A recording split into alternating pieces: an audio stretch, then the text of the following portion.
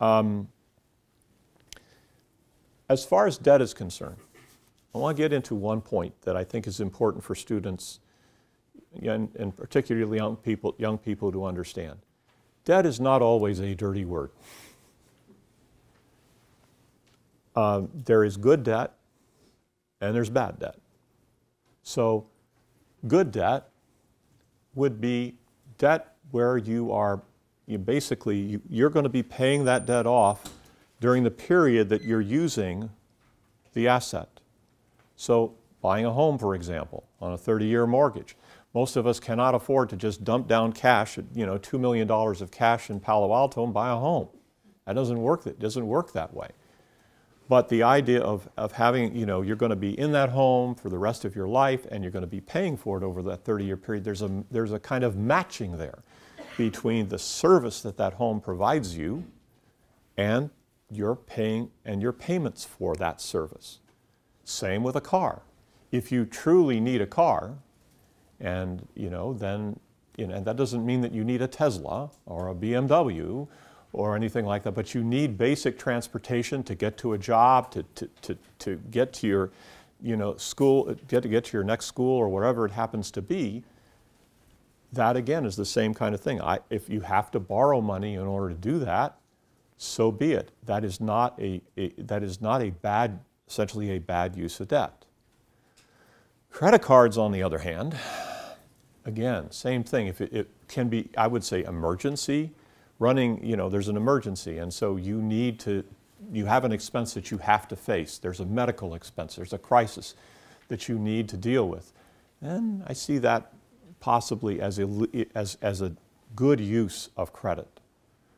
But the instant purchase, the purchase of the luxury items, the purchase of those extra golf clubs, or the purchase of whatever luxury item that there may be in your life, or another piece too is the daily. We talked about the daily Starbucks, or how about the monthly Netflix, or these charges where you just sign up and there's $30 for this, $25 for that, $100 for this, all showing up on your credit card.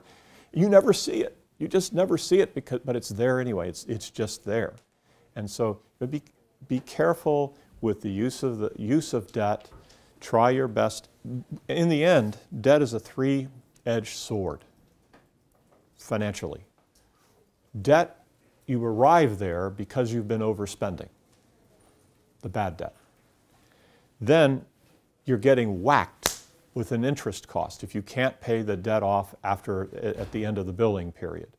Those interest costs are huge sometimes. If anything else, try to negotiate down your rate of debt to the least amount that you can find. Shop some of the credit cards and see whether or not you can get a better rate than you currently have. And then lastly, you're going to need to save money just to pay off that debt. You're going to have to pay, if you owe $20,000 on your credit card right now, you're going to have to come up with $20,000 for nothing. It's already been spent. It's already in the past. So these are reasons to try to do your best to stay out of that kind of debt. Student loan debt, fine, is the same, is in that good category because you've bought an education for yourself, and that education is going to benefit you for the rest of your life. Obviously, the sooner you get that done, the better off you're going to be with respect to things like credit to buy a house and other things.